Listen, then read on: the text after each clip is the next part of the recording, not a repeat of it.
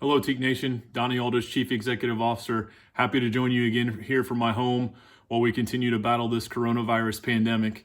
Hoping that you, your friends, your family, your fellow frauders, everyone is healthy and safe during this time, continuing to follow CDC guidelines.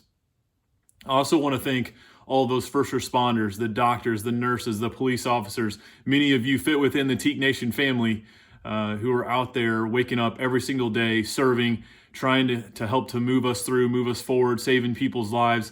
Thank you for all that you are doing to serve our society and to serve the world.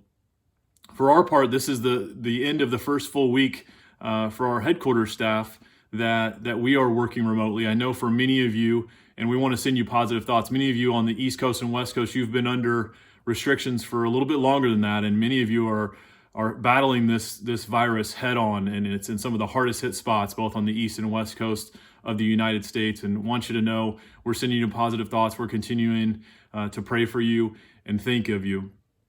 For our end in this first week, I wanted to give you an update on things that have occurred thus far. Hopefully you got a chance to tune in. Frater Swinson, Alex Swinson, our Director of Education, he produced two different pieces this week. First was a preview for Hegemons, our new member educators, on items that were going to be forthcoming, a webinar video. And then the webinar video was actually sent out on Friday at 6:30 p.m. Eastern, a webinar for our Hegemons to continue the new member education process. And we know we have a little over 1,000 candidates out there, and they're in all different stages of the new member education process. And we want to serve and we want to be helpful to that process, understanding the in-person ceremony of initiation might not occur in this spring semester, but we have some phenomenal people that we have recruited, and we want to give them that experience, that education, and move them along in the process and not force them to be in a holding pattern for 6 to 8 to 10 months to be a member of our organization, at least when it comes to fulfilling their requirements on the educational end and working with all of you, and then have that tremendous ceremony. And I think that could be an amazing thing to look forward to once we are out of quarantine and are able to come back in the fall, hopefully, if the doctors and the researchers and everyone gets ahead of this and we start to have those freedoms again, how tremendous that ceremony would be, and the alumni and other folks that we could have engage in that celebration. Our staff has been working hard this week in working from home and connecting. You've probably seen some videos. You've been looking, especially folks that are collegiate or even some of our alumni volunteers. They've been sharing from their home what that office looks like and how they're engaging and their thought process.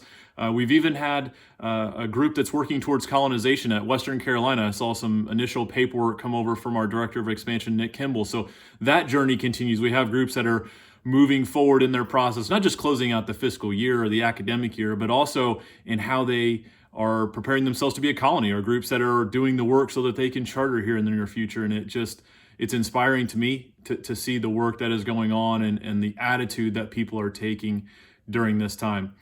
I'm continuing to see groups are organizing how they can be effective through using Zoom, video chat, but even folks sending out those text messages of encouragement, picking up the phone call and checking in on guys and how they're doing. That Teak spirit is shining very bright right now, and it makes me really proud, and hopefully it makes all of you proud and spurs you to want to engage in some further way with our membership.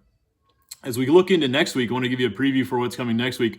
We're going to have regional updates each day. So starting on Monday with Region 1 and moving down the line throughout the week, giving you regional updates, essentially a state of the region, things that have occurred in this current year that we're excited about, and also how we're going to finish out these last 60 days as we head towards June 1 and the end of the academic year. I know that the academic year has had large shifts for our collegiate members and even for our volunteers who are working with our students, but we are excited about the opportunities that lie there and new opportunities to engage and to see our fraternity thrive through this time.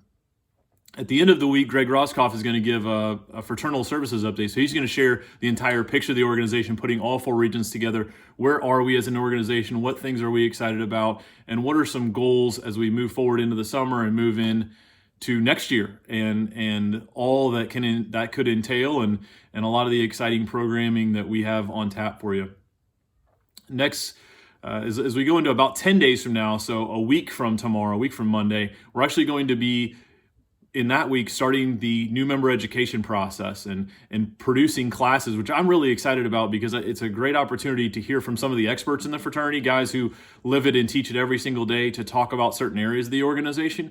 And it gives freedom for the chapter to continue with Hegemon as well as other members to have those Zoom meetings and sprinkling the local information that they need to know, and tying in what are things that you typically do to ensure that Teak spirit moves forward. What are things you do to ensure our guys are having a phenomenal experience that are specific to your chapter? I know every group has some of those traditions and some of those things that you do, and the way the calendar falls, and things that you get fired up about, whether they be on campus or community events. So we want to ensure that's still happening and that you're still engaged in that way, but excited of this new offering that is going to be come forward in about 8 days.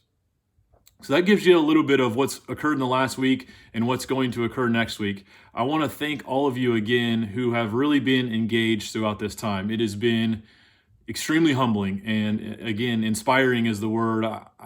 It just speaks to me in seeing how all of you have engaged in TK over this last week, and your attitude, and the fact that yes, we understand we're gonna move forward, that fraternity is needed now more than ever because of the fact that we are physically distanced, but we are not going to be socially isolated. And so for all of you who are trying to be creative and innovative of ways that you can ensure this experience lives on, it's really been really cool to see some of the events that are being held. For instance, I've seen a virtual happy hour, and both collegiates who are over 21, as well as our alumni, are getting together on Zoom from 4:30 to 5:30 and making their own cocktail and just talking for an hour and sharing stories and getting a little bit of perspective of what it's like currently on campus, and obviously some guys telling stories from 5, 10, 15, 30, 40, 50 years ago. And that does nothing but put a big smile on my face, as I hope it does yours,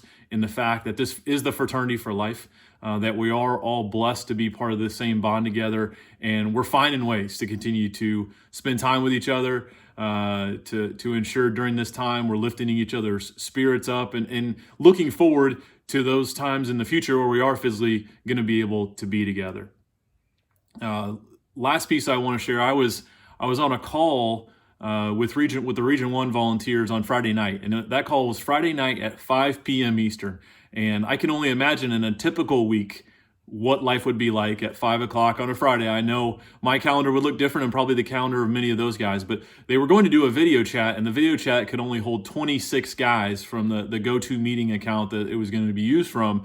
And there were so many people RSVP'd that we actually had to move back to a phone conference call because of the engagement, because so many people wanted to be a part of it, and to hear some of the energy and the passion, the love of those guys, and how they want to ensure that the chapters continue to function and continue to move forward, and that they're there to support guys, understanding guys. Some folks are obviously trying to make sure, number one, their health is in a great spot, but also financially, we've got some of our guys who had on-campus jobs that obviously they can't work now, or maybe they had a job in the community that they can't work now, that we're finding all different ways to be creative and supportive to our members, both in terms of their physical, their mental health, but also financially. It's been overwhelming to see the love and the passion, the energy for our organization, how much it means to all of you, and it's why I'm honored to serve every single day in this capacity for each and every one of you.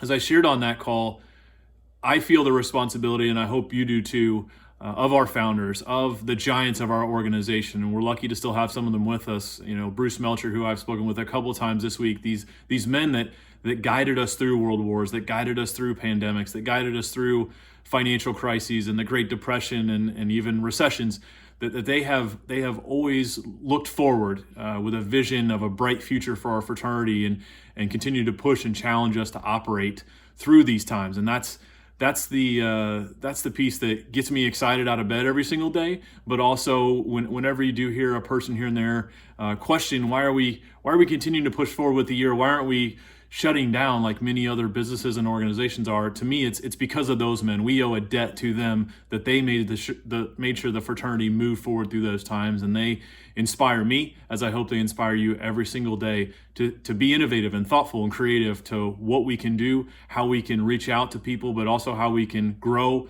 and see our organization thrive through this time. So with that, I want to thank you for your messages of support. I've gotten some of them both through text and phone calls, and I know that those are coming back your way as well as through members of our team. I want to thank our volunteers who are just selfless and working so hard. They really are the heartbeat of our organization. The Grand Council, those guys are doing nothing but seeing how they can be helpful and volunteering to do video chats like this in the future and webinars, and just every person in this organization in a leadership position is really stepping up and rolling their sleeves up and putting their hand out and saying, how can I help? What can I do? How can I serve? And I'm very, very grateful. So thank you to all of you for what you're doing every single day. Thank you for being a TKE, and look forward to continuing to give you future updates as we continue to move forward in this coronavirus pandemic. Frauders, I love the fraternity.